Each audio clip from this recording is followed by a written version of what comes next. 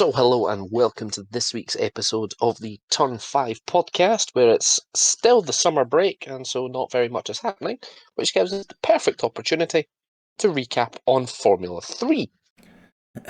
But first, some news. Rich, you have something to say. I mean, last week we did the sort of mid-season Formula 2 review. I should hasten to add that there's literally one round left of Formula 3, so as much as this is the mid-season break, it ain't for Formula 3. Yeah, it's very much nearly the end of the season break for Formula 3, which we'll get for Formula 2 in a few weeks' time as well, because I'm pretty sure they've got a massive break between their penultimate round and Abu Dhabi. No, they're doing a double header, so it's the, Oh, the are they? gap the gap's moved one round further forward. Oh, lovely. Um, but yeah, so in that case, we're basically doing an entire Formula 3 season roundup, considering their team's champions have been declared, We'll call it with the one round to go. preparation for the final round. Getting you up Roundup. to speed on the Formula 3 season so far. But first, some news. Out of nowhere, Oscar Piastri dropped an image on social media that showed he'd done the last, 3 rounds before the summer break with a broken rib. Yeah. He dropped zero context. We don't know when it happened, how it happened. We just know it did. Well, we know the X-ray was from the Monday after Mm, the British Grand Prix because the yeah. date on the X-ray was left in.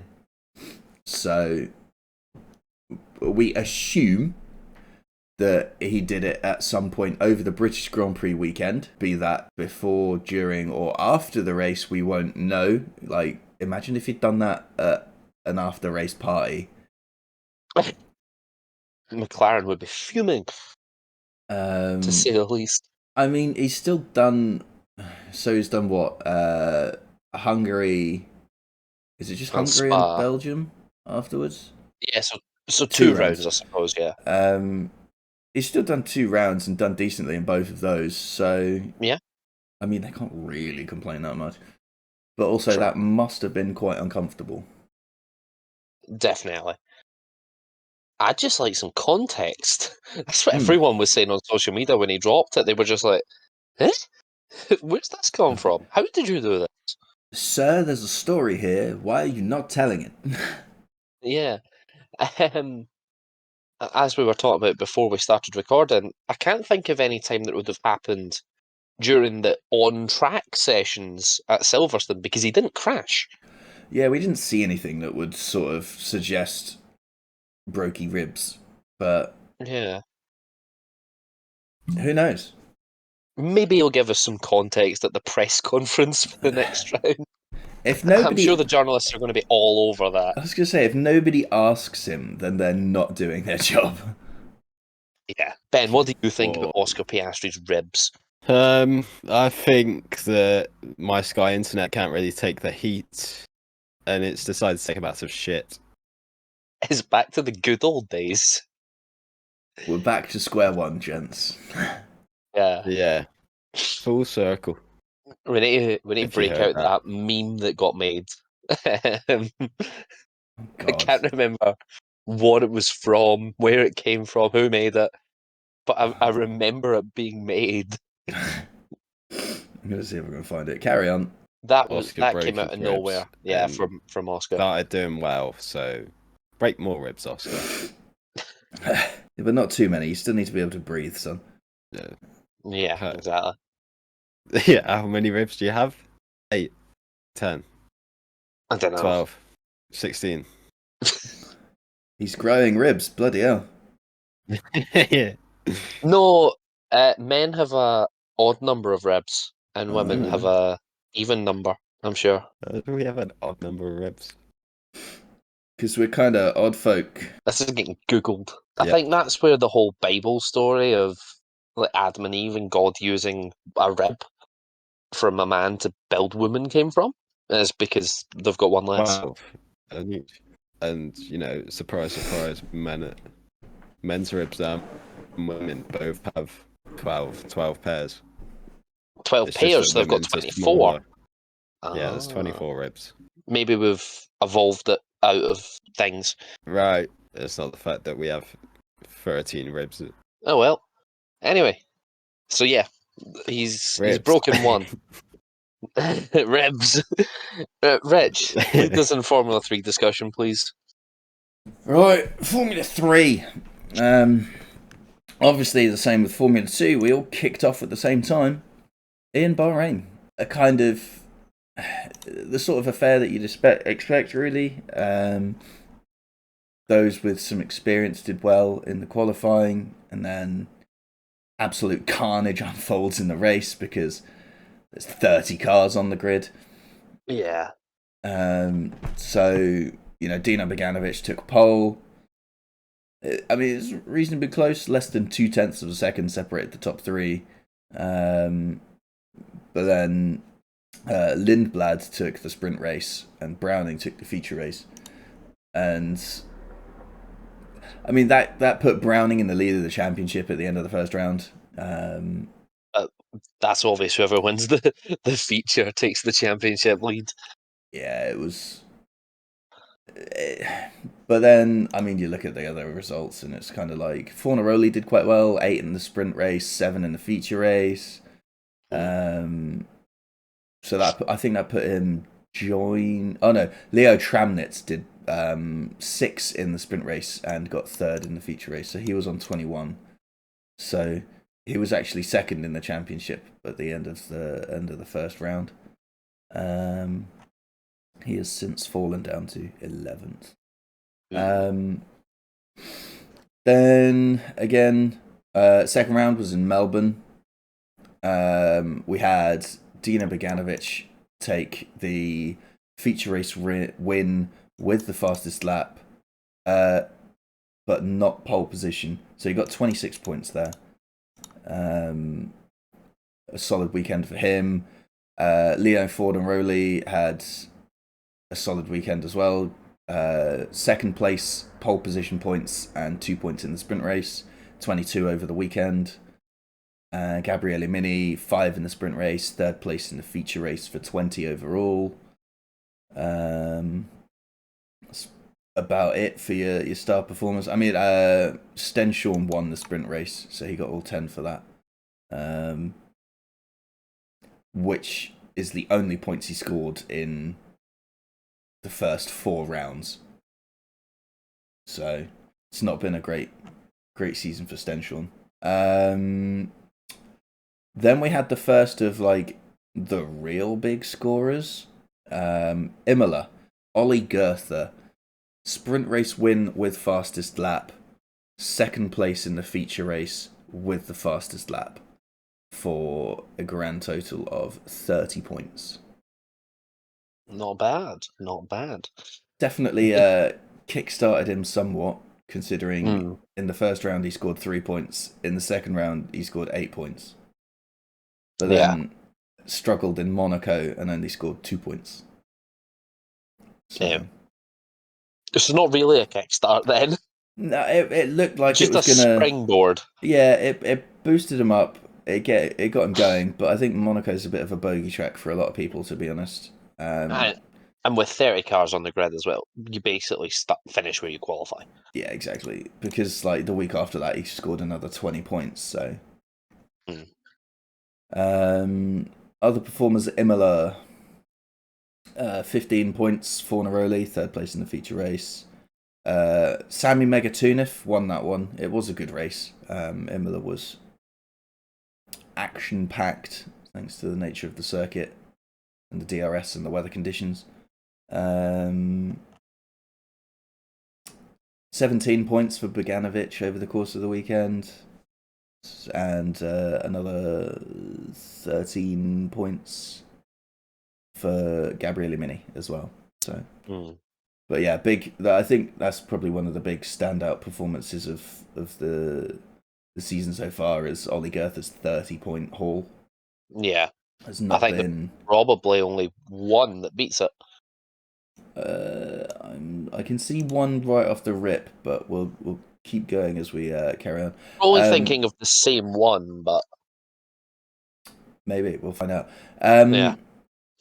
Then we hit Monaco. Obviously, Monaco's one of these ones where they split the qualifying because there's too many bloody cars on the grid. So Gabriele Mini took pole of Group A with a 23.942, which, again, weirdly, it was both the same in F2 and F3, that the first group was quicker, which is not usually what you expect. Christian Mansell took the top of Group B with a 24.921. That's So quite a gap as well. yeah, almost a whole second. So For Formula E, not Formula E, for Formula 3, that's a huge gap, actually. around the shortest circuit. Yeah. Then, so from that, Solov won the sprint, Gabriele Mini won the feature. So, yeah, Gabriele Mini, 27 points, pole and win. Pretty much what you'd expect from Monaco, to be honest. Yeah. Next best Does that scoring... mean in all of the Monaco events, whoever took pole won the race? Not sure, but I think F2 had Zach O'Sullivan, didn't it? And he was not on pole. Ah. F2 had the strategy masterclass. Yeah. Oh, yeah. Petting on like the second last lap. Where did he start?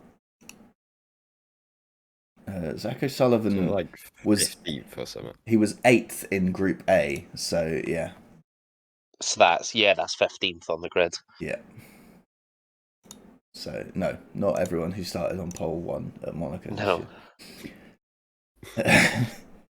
19 points for Luke Browning over the course of the weekend. 18 points for Mansell. You know, bits and pieces here and there for other drivers, but nothing major. Then we moved on to Spain. Sort of one of these tried and tested tracks for a lot of the drivers. Leonardo Fornaroli scored another 20 points over the course of the weekend. 5 in the sprint, 15 in the feature.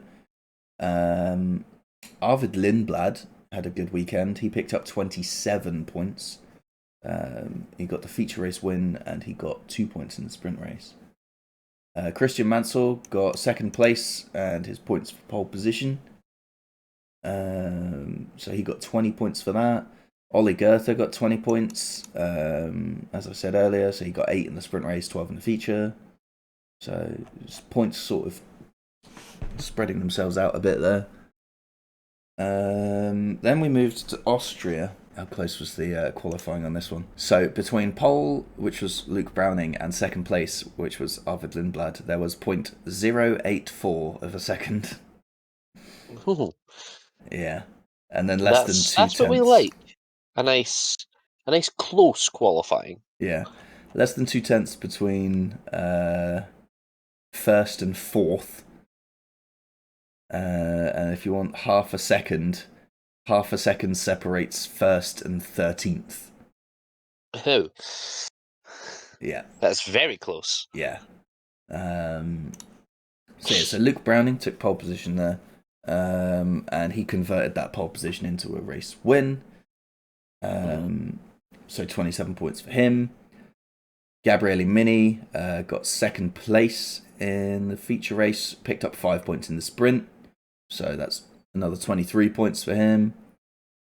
Leonardo Fornaroli, as much as he's sort of like right up there at the championship lead at this point, sort of there or thereabouts, only scored 2 points in this round. 15 points for Boganovic for finishing third in the feature race.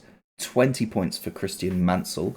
8 points from the sprint race and 12 points from the feature race. 21 points. 19 points, sorry, maths. 19 points for Nicholas Solov. He scored 11 points in the sprint race, so he won with the fastest lap. And he got 8 points in the feature race. And I didn't mention in the Monaco round, we had our first of 3 substitutions with Headley coming in for Zagazeta. I believe, was that one of the ones where there was? It was not. No, it wasn't. Okay, that was just a swap out for that weekend. Who knows what that I was can't for? remember why that happened. Maybe injury or something, but it was not what we'll come to in a moment when we talk about Silverstone. Yes, which is this round. Silverstone. Oh. So we had our second substitution. This time it was Stenshorn being subbed out for Wharton. Wharton managed to score 0 points, unfortunately. Was that it? Only one? I thought there was more drivers. I thought there was 2 drivers banned for Silverstone. I did as well, but there's only one sub. Unless... Hold on. So, Lindblad was fined because I think he didn't take part in a race. Let me have a quick scan over this. It's because it was an administrative error for Lindblad. So he was only fined €10,000. Well, 20,000. 10,000 was suspended. Oof. Stenshorn, was banned from Silverstone, and Solov was Solov. banned from Spa. Yeah. So, just while we're talking about this, the some of the strangest stewards' documents I've ever read were released right before the start of the Imola round, where 3 drivers were summoned to the stewards for unauthorised participation in another category. Obviously, the 3 we just mentioned. And so the FIA were like, these cars that you raced in are basically identical to Formula 3 cars. Therefore, you have a sporting advantage at these circuits. Have a race ban. I mean, it's fair enough. Usually you would get a race ban for causing a very bad collision or accumulating 12 penalty points. The Mahavir Raghunathan method, for instance. But that's the first time I think I've ever seen that. It's wild that the teams didn't pick up on it before they were summoned to the stewards. But especially the high-tech one, considering that They the have a driver... team. Yeah, they had a team in the championship that broke the rules, essentially. Love that. We had a race ban in Silverstone. Yeah. I think, is this the one that you were on about in terms of point scoring weekends? Yes. Okay, it's not the one I was looking at. This one is arguably a lot better though. Arvid Lindblad scored 36 points this weekend at Silverstone. I say this weekend, that weekend at Silverstone. Yeah. A sprint race win with the fastest lap and a feature race win. Pretty solid performance. Yeah. And who else have we got? Zagazeta picked up his first points of the season with a 8-point finish in the sprint race. Smith picked up his first points of the season with 12 points in the feature race. And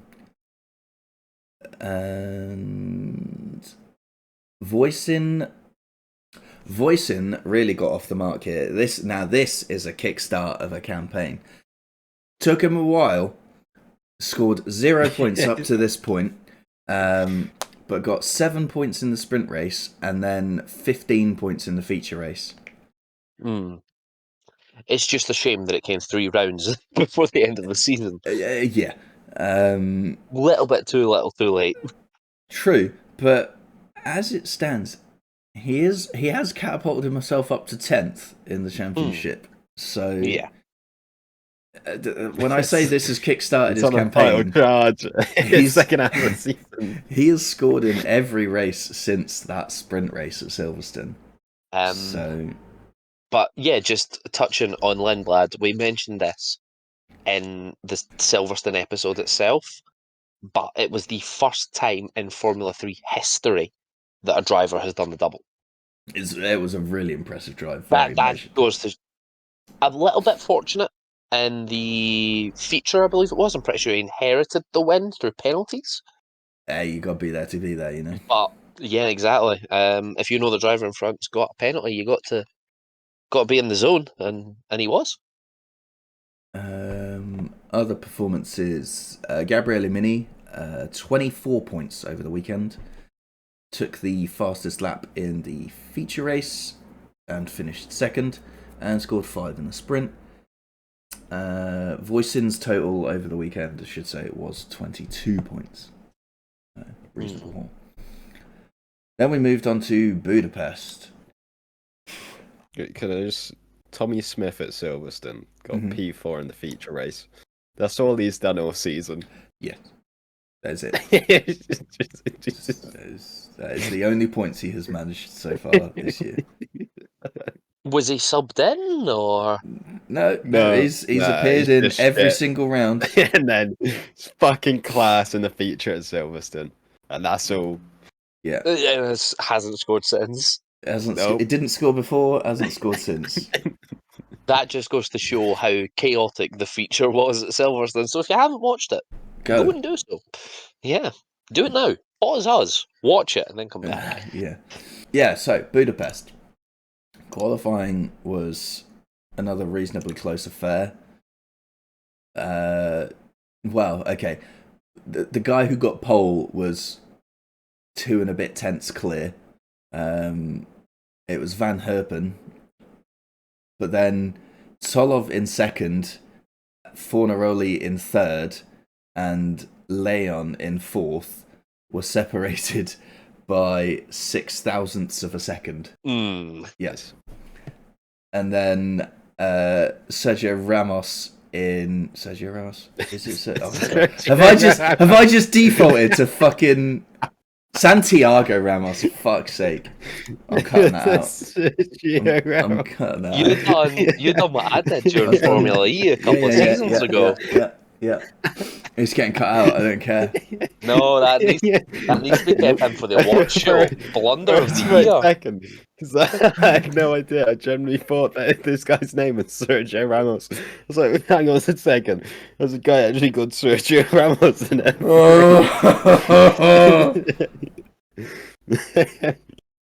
I saw S. Ramos and my brain went, you know this name. It's Sergio. He played football for Real Madrid. We have a contender for blunder of the year. No, someone else is going to tune in to the awards show at the end of the season to see if Rich wins it. It's the only award all fucking season. Yeah, I haven't gone off on a rant this year yet, so There's still time. There is still time. I want my back-to-back rant of the year award. But yeah, there's been nothing really to rant about because the season's been good. Yeah. This time last year, I was actually thinking about what to do with like the end of season awards. This year, nothing at all. So there's still 9 rounds to go, guys. 9 rounds. Anyway, the gap between Leon and Santiago Ramos was another 8,000ths of a second. So 14,000ths of a second separated second to fifth. Formula 3. It's pretty close. This is why we say you should watch the support categories. For those of you who haven't watched it before, please do. They are amazing. Sometimes the wildest stuff happens, like the Bearman crash in Formula 2 at Spa, where he just went, but some of the racing is spectacular because intrinsically it is a spec series. So the cars follow a lot better than Formula 1 cars do. And there isn't the same performance deficit that there is in Formula 1. So yeah, please go and watch it. You will not be disappointed. I also love in F3, like the lower end of the field, how they scored their points and it's all just in one go. Just a one race, they've had an absolute blinder. It's like, 12 points there, thank you. 10 points there, that's all I'm doing. Hey, I'm ahead out. Yeah. Is there anyone on 0? There are 3 drivers that have been in the full season that have scored 0 points. That's impressive. for Formula 3, actually, to still be on 0.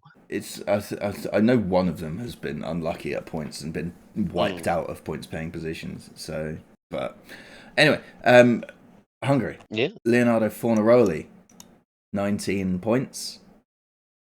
Also on 19 points for the weekend, Christian Mansell, 25 points for Solov. He won the race. 18 points for Leon. He finished second. It's good that Solov won the Hungary race, considering he was banned for the next round. Bad that he won the Hungary race, considering how much of a fool he made himself look on TikTok. What did he do? There was is he the fucking dancer? Yes, there was a whole bunch of drama on TikTok about him. Yeah, that was bad. Yeah, it's alright. It's a good job you missed. Save your eyeballs. Just you know that one SpongeBob SquarePants meme where it's just that guy going, "My eye." It's that. Okay. So, Bedrin scored 17 points that round. He got the race win in the sprint with the fastest lap, and then picked up 6 points in the feature race. And a notable mention, Chris's favourite driver scored his first and only points of the season with a second place finish in the sprint race. Does this involve them dancing in the garage? Yeah. Is there 2 people in it? Yeah. But Chris, you going to tell us your favourite driver's name? Do you need audio to figure out why it was bad? No. Oh no, Chris is a Solov defender. I'm just rewatching it now. Just to get... Why would you post that? Why? Yeah. But yeah, Chris, you going to tell us the name of your favourite driver? No, thank you. No? Oh, okay, it's Intrapuvazak. Good to know. I wish I didn't rewatch that now. But... Yeah, why would you bleach your own eyeballs? Like, come on, man. Right, and then I seriously forgot how bad that actually was. So it's just a TikTok dance. It can be that bad, can it? Yeah. No, anyway, moving on. It's like the Mick McCarthy meme. It can. The penultimate round of the season. Fuck's sake. Spa-Francorchamps. Yes. Where we had the worst qualifying display of the season from all 30 drivers as they attempted to do their second runs. Hey, it was hilarious. I don't know what you're talking about. Yeah, but it also sort of makes it feel like Monaco doing the 2 parts is completely pointless if they can't even get Spa right. It also worries me for Monza, considering Formula 1 fuck up Monza when there's only 10 cars on the grid, let alone 30. Yet another reason to tune in to Formula 3. Oh, they've changed part of Monza, haven't they? They have, yeah. They've reprofiled the Prima Variante. Whatever. Yeah. Chicane. They've made the curbs like flat. Which chicane? Chicane before Parabolica. Oh. And that as well. Have they reprofiled Ascari? Yeah. Yes, that's it. Like the curbs are completely flat. I didn't know they'd reprofiled Ascari. I knew they'd reprofiled turn 1 and 2. Oh. That's right. I hope I liked it on TikTok. Lots of low curbs for exploiting in the video game. Yeah. Yeah. Right, anyway, Spa. Fornaroli, who has, at this point in the season, established himself as one of the title contenders, picked up a healthy 17 points to take the championship lead heading into the final round. Gabriele Mini only scored 9 points, which dropped him down to second, and Luke Browning has kept himself in touch by scoring 8 points for third place. So, as we head into the final round, Leonardo Fornaroli is on 129 points, Gabriele Mini is 1 behind him on 128, and Luke Browning is in third on 123. So Drivers' Championship, very much still on. Teams' Championship, not so much. Technically, I believe anyone from 1st to 5th in the Drivers', maybe even 6th, could win the Drivers' Championship. Obviously, the further down that list you are, the more mammoth of an effort it would take, and the more monumental of a cock-up everyone else needs to make. Basically, everyone in front of you would have to DNF, and you would have to score max points to have any chance. What is the max points? It's 30... Oh, we worked it out last week. I can't remember what we said it was. 38? Because it's the same as Formula 2. 2 points for pole, So it's 11 Then it'd be in 39 the then. sprint 28, 39 is points. 13. Yeah.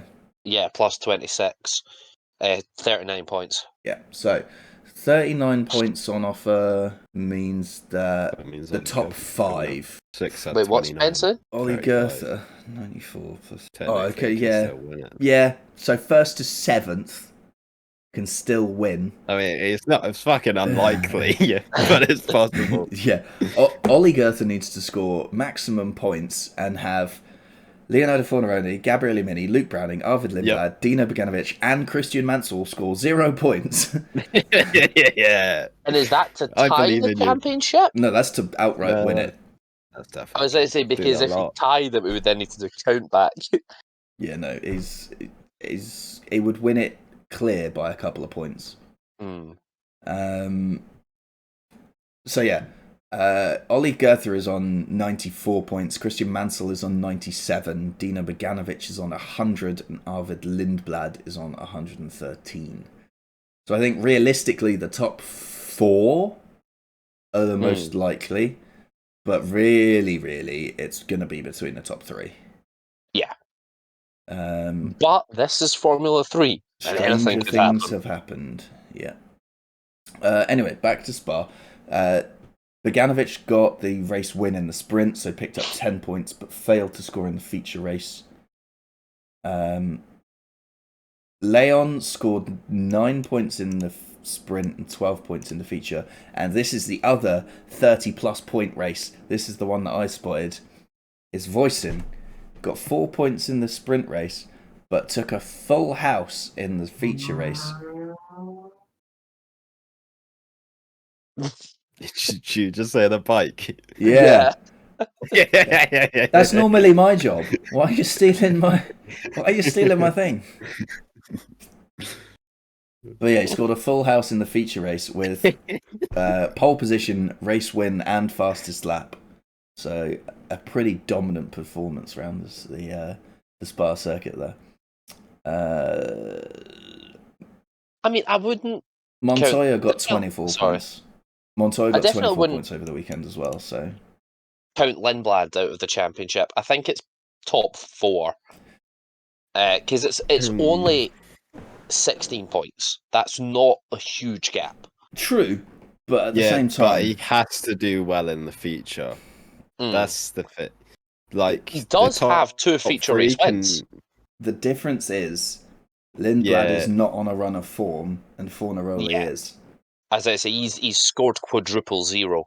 Yeah, it is putting pressure on Lindblad to do well in a certain race.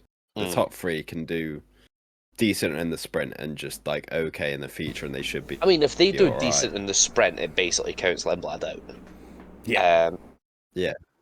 So yeah, he basically needs to win both races to stand a chance. He at least needs to be on the podium. And considering winning both races has only happened once, albeit by him, but has only happened once. I mean, it's extremely unlikely. If there's going to be a precedent that you need to follow, at least it's your own, right? Yeah, that's true.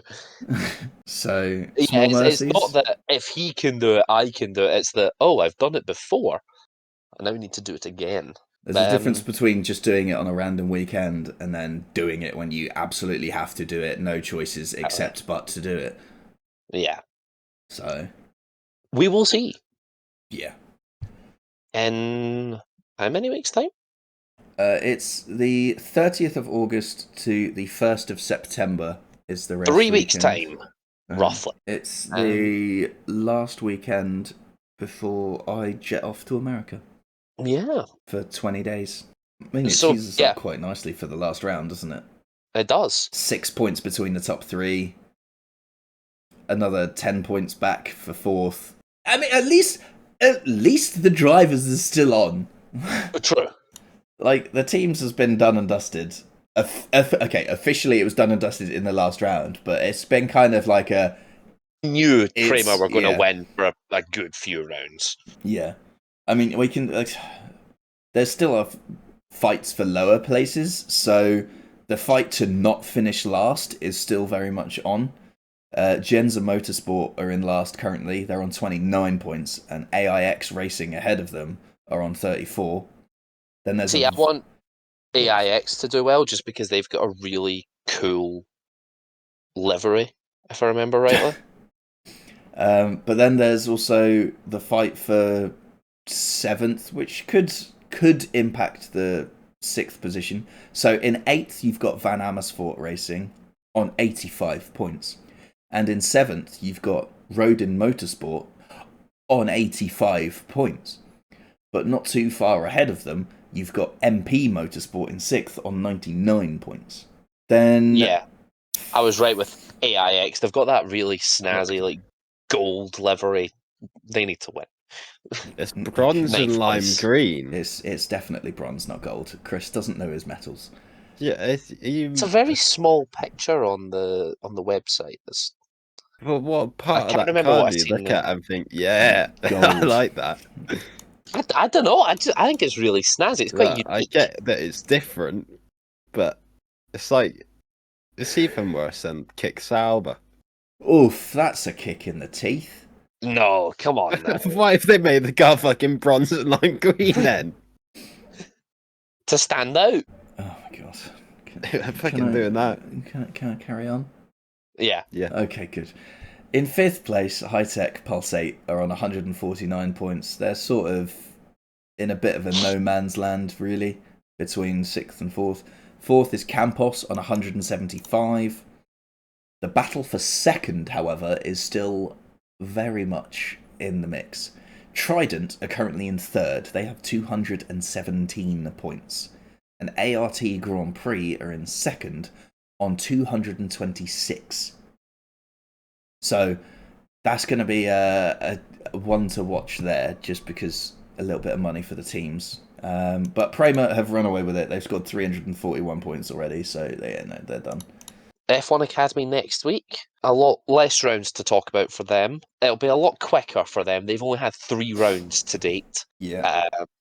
So you might get some more in-depth coverage per round from me, just because it's a lot easier for me to be able to go driver by driver in that series rather than and round by round, rather than fucking 8 rounds of 30 drivers with a total of 33 drivers making an appearance for the year. So that's kind of why this one took the format it did. I know that's kind of just, he's just reading out the numbers, and it's like, well, I can't give you a run-by-run, a play-by-play of every driver of every race for the whole season. I'll give you the standout performances, which is marked in the numbers. And we've talked about sort of like major things that we can remember, because there's a lot of races as well. Yeah. To talk about. 8 rounds is 16 races. It's a lot of laps. And a lot of incidents as well. So. A lot of track limits. I mean, what? That was one race. Yeah, but I think in that one race they got more than every other series combined. But yeah, so join us next week for the rundown of the F1 Academy, and then the predictions. Also we're back next week. Formula One predictions for Zandvoort. I was trying to work out. 2 weeks have been fucking bless. I couldn't remember if that was next week or the week after. I wrote it down and I sent it in chat. That doesn't mean I remember. No. Zandvoort predictions. Oh, thank fuck, we're back. It's actually something. God bless the Zandvoort predictions. But anyway, join us next week for F1 Academy plus Zandvoort. Until then, ta-ra for now.